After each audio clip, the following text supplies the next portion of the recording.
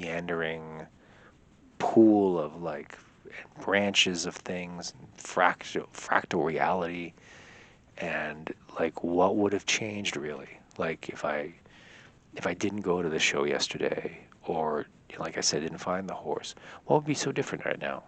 I don't think anything really. I mean, I'd probably be still talking. It just wouldn't be like, I would just think about like, oh yeah, that horse. I might think about it now and again, just not really, but be like, oh yeah, I wonder what happened. Too bad it's thrown. Too bad I didn't like, get it. Like, it would just be one of those. I would just shrug my shoulders and just move on with my day. I would be working on whatever I've been working on. You know, do I know if it like saved my life? Did it save my life in some way? I don't know. I can't see how it would have saved me. You understand? Like, it became not but cumbersome.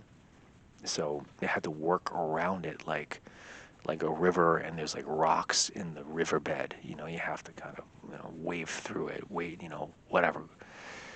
Some sort of analogy. I don't know. There's so many things you want to just make it into analogy, and you really just can't.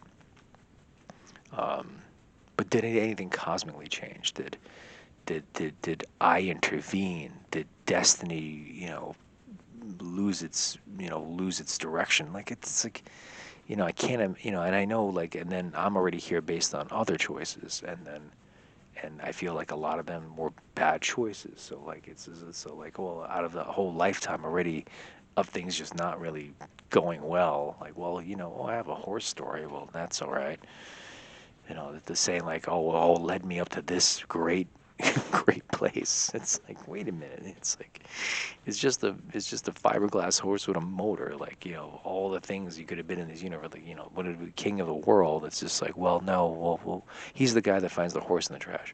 Like, it's you wanted to be more romantic. You wanted to be more ideal.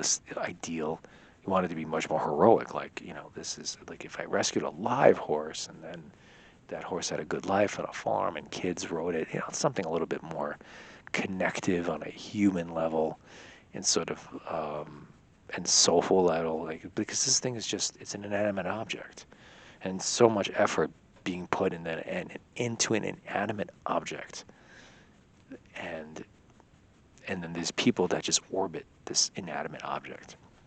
To what end and what power or purpose that inanimate object has is debatable. And then you think like, well, and then you think about, well, 1,000 years from now, when they find this horse again, they're like, oh yeah, and this horse went on this journey. Like, it's like Ramal Z. It's like, it's like someone asked him like, why do you paint? And it's like, because I'm leaving a document. And it's just like, yeah, this is a document of something. And it doesn't mean accurate document, but just it's a document of a time and place. But what does that documentation mean? I can't see that far ahead. So does it matter? And then is there some timeline in the future where this thing is just vital and it has its day? Why a horse? I could have found any other animal. Why the year of the horse? It's like you go through this and you almost like, you start tearing yourself apart trying to find the meaning. Because, like, why is the gallery my birthday? Like if it's like, just and it's random and random and random, and like, how many random things have to need to collect to have a purpose? And who knows? I don't know if that's an actual equation. I don't know if there's a summation to those numbers, and that's ultimately what I'm looking for. If meeting up an old friend with, again, is a number. Meeting ex-girlfriend's friend, a number. The horse is a number. Me being an artist is a number. Me contacting this guy that had the ride's a number. So you have all these events, and people have a value assigned to them, and then you look at that, one number, the other number, and then you try to add them together and come up with the number, the summation. What does it all add up to? Or do you multiply the numbers, or do you multiply some of them and divide the others? There is no math. I'm trying to find the math, the cosmic math in this,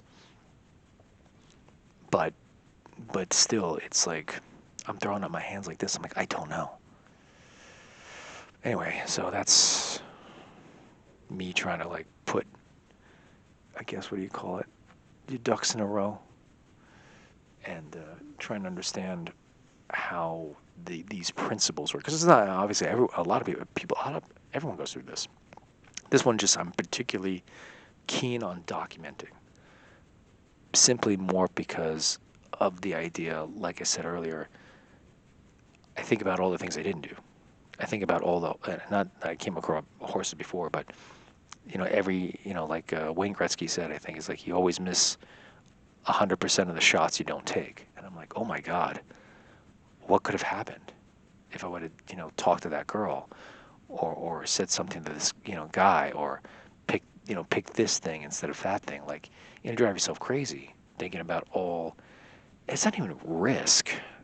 It's like there is this chancy stuff. I guess I took a chance, but I wasn't really thinking about chances or risk. I was just thinking about, like I just couldn't leave it. I just felt bad for. I felt you feel bad for an inanimate, a sad horse, in the cold by a pile of garbage. You feel sad for things, and people know that it's a psychology. It's a when an object looks like it's distressed, you imagine it being distressed, like a saggy lamp or a beat up carpet. You almost feel the object, and